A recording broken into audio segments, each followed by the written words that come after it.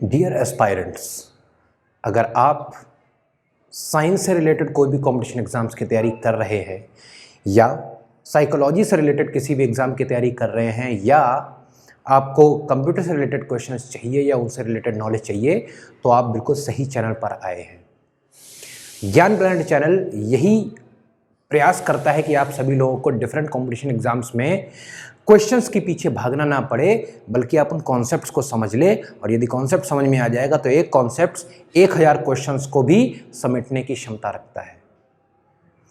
Science की series भी हमारी बन रही है और साइंस की सीरीज़ में मैंने जो पिछले वीडियोस बनाए थे उनमें मैंने आँखों के दृष्टि दोष हैं उस पर मैंने चर्चा की थी, पूरे कॉन्सेप्ट को क्लियर किया था, जिसमें मैंने बताया था निकट दृष्टि दोष और दूर दृष्टि दोष के बारे में।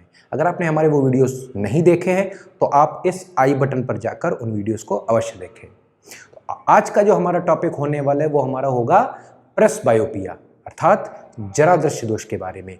क्या है ये दृष्टि दोष, हम इस वीडियो में इसी बारे में चर्चा करेंगे।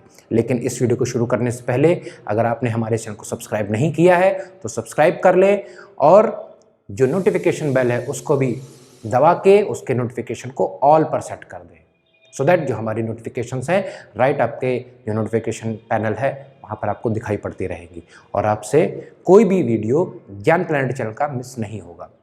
फ्रेंड्स, बीच में कहीं पर भी आपको अगर ऐसा लगे कि आपको ये वीडियो बहुत अच्छा लग रहा है तो आप ज़रूर लाइक कर दें, क्योंकि आपके लाइक से मुझे बहुत मजबूती मिलती है। तो फ्रेंड्स, वीडियो को शुरू करते हैं।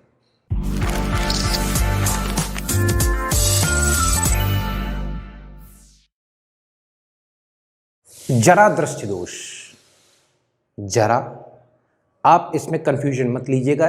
इट इज नॉट जरा, इट इज जरा। जरा अर्थात बुढ़ापा, आयु का ढलना, वो दोष, आंखों का वो दोष जो कब आता है, समय ढलने पर आता है। जब व्यक्ति 40 वर्ष से ऊपर का होने लगता है तो उसमें कभी ना कभी इस दोष की उत्पत्ति हो जाती है। तो जरा अर्थात आपको क्या समझना है, बुढ़ापा।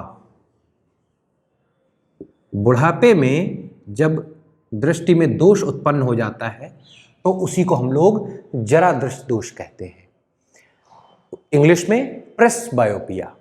क्या होता है ये दृष्टि दोष? मैंने जो पिछला वीडियो था मायोपिया और हाइपरमेट्रोपिया, उसमें बताया था कि जो मायोपिया होता है अर्थात जो निकट दृष्टि दोष होता है वो आंखों का ऐसा दृष्टि दोष होता है कि जिसमें आप निकट की वस्तुएं तो आसानी से देख सकते हैं, केवल आप निकट की ही वस्तुएं आसानी से देख सकते हैं, निकट दृष्टि दोष। और दूर की दृष्टि आपको नहीं दिखाई पड़ती है। लेकिन दूरदृष्टि दोष में क्या होता था, ऐसा दोष जिसमें आप केवल और केवल दूर की ही दृष्टि को देख सकते थे, आप पड़ोस की वस्तुओं को नहीं देख सकते थे। लेकिन ये जरा दृष्टि दोष दोनों प्रकार के दोषों का सम्मिश्रण है। ऐसा क्यों? जब आपका नेत्र गोलक किसी भी प्रकाश को रिसीव करता है, ग्रहण करता है, तो वो फोकस करने की कोशिश करता है अपने रेटिना पर। ठीक है, ये रेटिना ही इसका फोकस दूरी या फोकल लेंथ होता है। जिस फोकल लेंथ पर वो चीज़ फोकस हो रही होगी, वो प्रकाश फोकस हो रहा होगा, आप उस चीज़ को आसानी से देख सकते हैं। निकट दृष्टि दोष में क्या होता है, ये जो फोकस रेटिना पर होना चाहिए वो कहाँ पर होता है, वो लगभग इस जगह पर कहीं होता है जाकर, इसलिए वो फोकस दूरी निकट आ गई आपके आँख के, तो अब आप केवल निकट की ही वस्तुएं देख सकते हैं, दूर की वस्तुएं नहीं देख सकते हैं।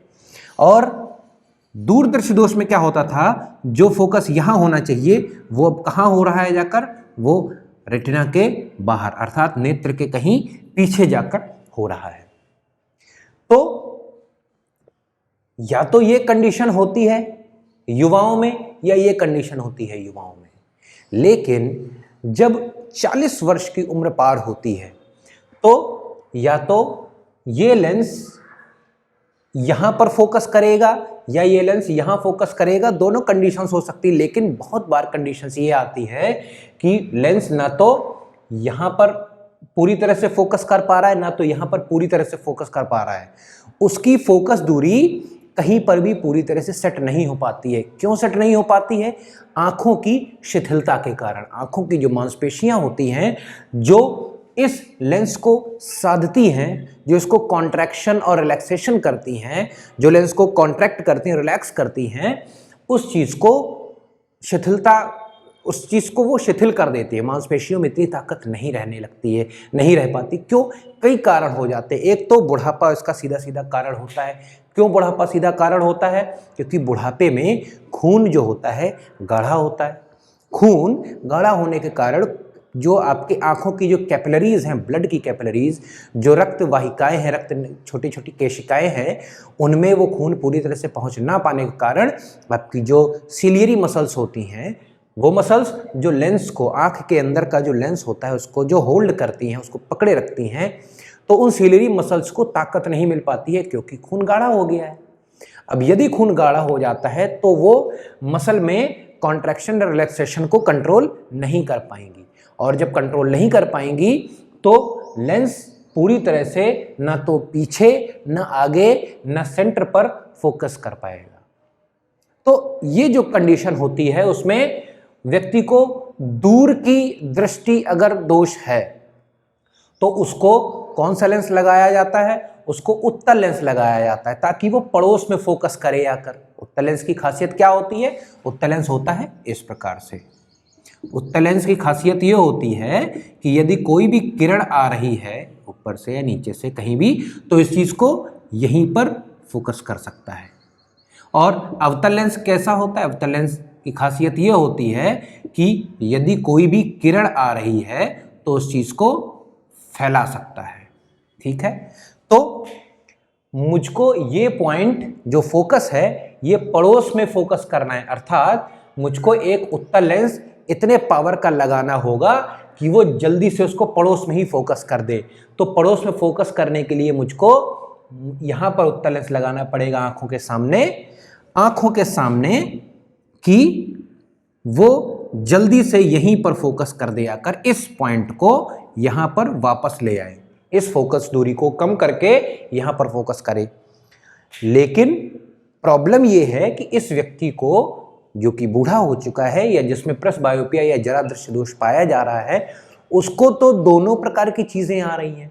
हम उसको यदि उत्तल लेंस लगा देंगे तो वो यहां तक तो अपनी दूर की नजर को पड़ोस में ले आएगा, लेकिन जो पड़ोस की चीजों को देखने में उसको कठिनाई हो रही है, जो दूर की चीजों को देखने में कठिनाई हो रही है, उसको वो कैसे संभाल पाएगा? दूर की चीजों को तो देख सकता था, पड़ोस की नहीं देख सकता था, तो उसके लिए हम इसको पड़ोस में ले आए, उत्तल लेंस लगाकर ये पड़ोस में आ गया। लेकिन जो चीजें बहुत ही पहले फोकस हो रही है, मुझको दूर करना है, तो दूर करने के लिए मुझे किरणों को फैलाना पड़ेगा, तो फैलाने के लिए मुझे अवतल लेंस का भी प्रयोग करना है। तो अब प्रॉब्लम ये आ गई कि एक ही आंख के सामने हम दो लेंस कैसे रख सकते हैं? नहीं रख सकते हैं। एक ही लेंस के सामने हम दो लेंस नहीं रख सकते हैं। तो फ्रेंड्स, हमारे जो वैज्ञानिक हैं उन्होंने इसका क्या तोड़ निकाला? उन्होंने तोड़ निकाला कि जो नीचे का हिस्सा है उसको उत्तल लेंस कर दिया जाए और ऊपर का बचा हुआ हिस्सा अवतल लेंस में कन्वर्ट कर दिया जाए। तो इससे क्या होगा? यदि आपको नीचे की चीज़ें पढ़नी है, पहले आपको नीचे की चीज़ें पढ़ने में प्रॉब्लम होती थी, आपको चीज़ें निकट की नहीं दिखती थी क्योंकि आपका तो फोकस पीछे बनता था, तो फोकस को पड़ोस में लाने के लिए उन्होंने उत्तल लेंस का प्रयोग किया। फोकस को पड़ोस लाने के लिए उन्होंने उत्तल लेंस का प्रयोग किया। और जब किसी फोकल जो दूरी है उसको दूर ले जाया जाता है तो वहां पर हम लोग अवतल लेंस का प्रयोग करते हैं। तो यहां पर आपको नजदीक की चीजें देखने में प्रॉब्लम आ रही थी, तो नजदीक की चीजें देख आप कब नहीं पाते हैं? क्योंकि आपका जो फोकल लेंथ है वो ज्यादा है, आप कॉर्निया के पीछे बन रहा है, रेटिना के पीछे बन रहा है, तो क्या होगा? आपको पड़ोस में लाना होगा। पड़ोस में लाने के लिए उत्तल लेंस का प्रयोग होता है। और आप दूर की चीजें नहीं देख पाते थे, क्यों?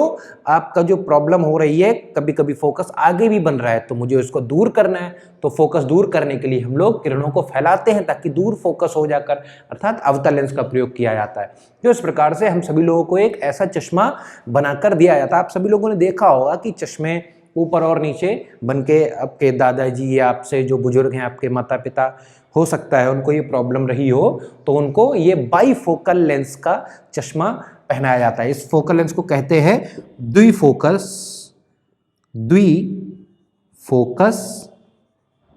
लेंस, द्विफोकस वाला लेंस।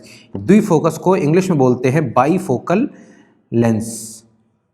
तो बाईफोकल लेंस इसका एकमात्र निवारण है, उपाय है।